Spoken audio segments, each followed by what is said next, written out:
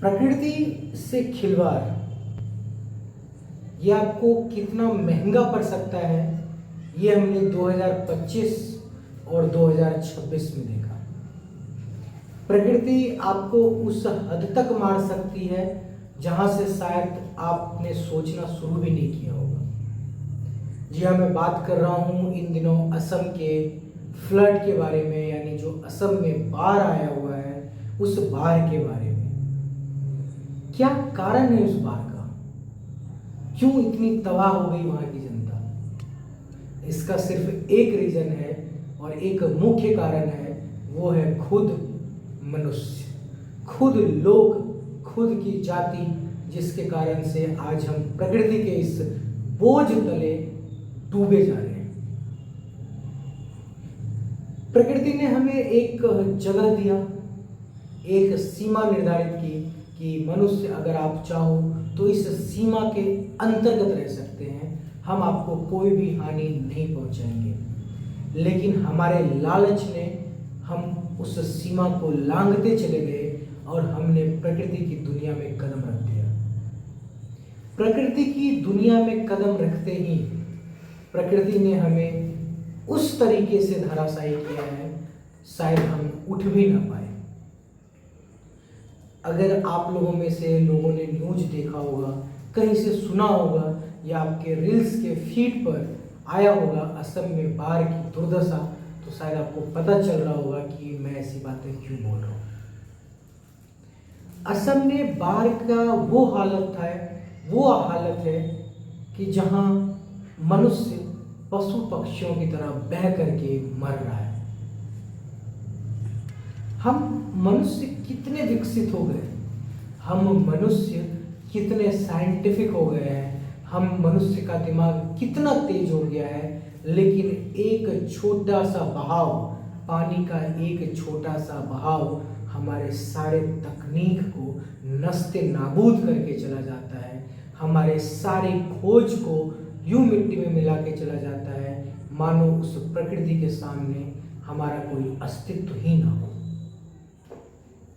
असम के बाढ़ में हमने देखा है कि किस तरह से एक 10 मंजिले, 5 मंजिले और 2 मंजिले इमारत को नदी ने अपने आगोश में ऐसे लपेट लिया मानो चंद वो ताश के पत्ते हो। उस बहाव ने मनुष्यों के घर को ऐसे उजाड़ा है मानो वो वापस से ये बोलना चाह रही हो मनुष्यों को कि शायद तुम भी हमारे जंगल को इसी तरह काटते हुए आगे बढ़ते चले गए हो। शायद वो वापस कर रही हो वो सारी चीजें जो हमने उसे दी है। हो सकता है शायद वो वापस अपने जगह को, अपने जमीन को जिंदा कर रही है जो हमने उससे लूट रखा है। कुछ भी हो सकता है, क्योंकि हम मनुष्य ने प्रकृति को उस हद तक हमने प्रकृति को दोष दिया है, हमने प्रकृति को क्षति पहुंचाई है कि शायद प्रकृति हमें कभी माफ भी ना करे। लेकिन भला हो इस नेचर का, भला हो इस प्रकृति का, जिसने आज भी हमें इस दुनिया में रहने के हक के लिए हकदार बनाया है। हमने जंगल काटे, शहर बसाया, हमने जंगल काटे, गांव बसाया, हमने जंगल काटे, बड़ी बड़ी इमारतें तैयार की, लेकिन पानी का, प्रकृति का एक छोटा सा बहाव उन इमारतों को धराशायी करते हुए वापस चला गया। हम तकनीक की बात करते हैं, हम मंगल पे जाने की बात करते हैं, हम चंद्रमा पे घर पे बनाने की बात करते हैं, लेकिन फिलहाल अभी हम अपने ही दुनिया में उस प्रकृति के मार से नहीं झेल पा रहे हैं। मानो वो प्रकृति खुद में अपना एक विकराल रूप लेकर के आई हो और वो बस यही बोल रही हो कि आज मैं अपने जो भी जमीन तुमने हड़पी है या कब्जा किया है, मैं उसे वापस लेने आई हूँ, मुझे वापस दे दो। बदले में वो कुछ भी नहीं ले रही है, ना घर ले रही है, ना घर पे बनी इमारतें ले रही है, बस उस जमीन को अपने आगोश में समा ले रही है और आगे बढ़ते चली जा रही है। और मनुष्य की प्रजाति को इस तरह से चीरते हुए आगे बढ़ रही है कि प्रकृति के सामने इस साइंटिफिक, इस तकनीकी मनुष्य का कोई अस्तित्व ही नहीं है। फ़िलहाल असम में बाढ़ की हालत इतनी ख़राब है कि वहाँ के पढ़ने वाले बच्चों के लिए स्कूल में पानियाँ भर गया है। स्कूल में पानी इतना हो गया है कि बच्चे स्कूल तक नहीं जा पा रहे हैं। लोगों को रहने के लिए घर भी नहीं है। लोगों ने जितनी मेहनत से घर बनाया था वो सारे घर नस्ते नाबूद हो गए। असम की सरकार का भला हो, हेमंत बिस्वा का, जो सड़कों पर उतर कर लोगों की मदद के लिए आगे बढ़ रहे हैं। भला हो उन लोगों का जिन्होंने असम के फ्लड में कुछ ना कुछ डोनेट किया है, और भला हो उस अडानी का, भला हो उस अंबानी का, भला हो उस आरएसएस का, भला हो उस अलख पांडे का, या फिर कुछ यूट्यूबर का जिसने आगे बढ़ करके असम के लोगों के लिए मदद और राहत भिजवाया, जिसके शायद आज वो बहुत बड़े हकदार और बहुत ज़रूरी था वो सामान उनके लिए।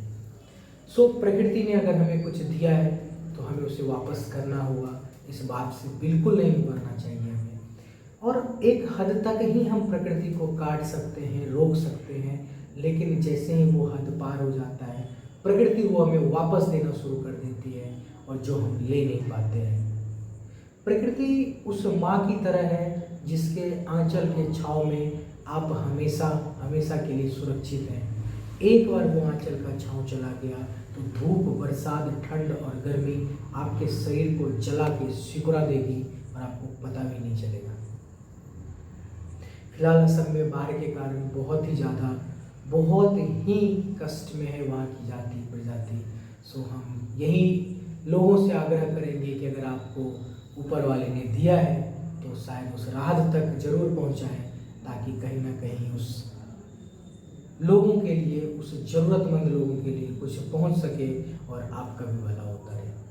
सो आज की वीडियो जो है बस इतना ही था हमारी तरफ से। सो आज के लिए बस इतना ही। ज़्यादा से ज़्यादा इस वीडियो को शेयर कीजिए और ज़्यादा से ज़्यादा हो सके तो असम के लोगों के लिए राहत भिजवाएं। आपका फेवरेट ऋषि आपके साथ है। धन्यवाद।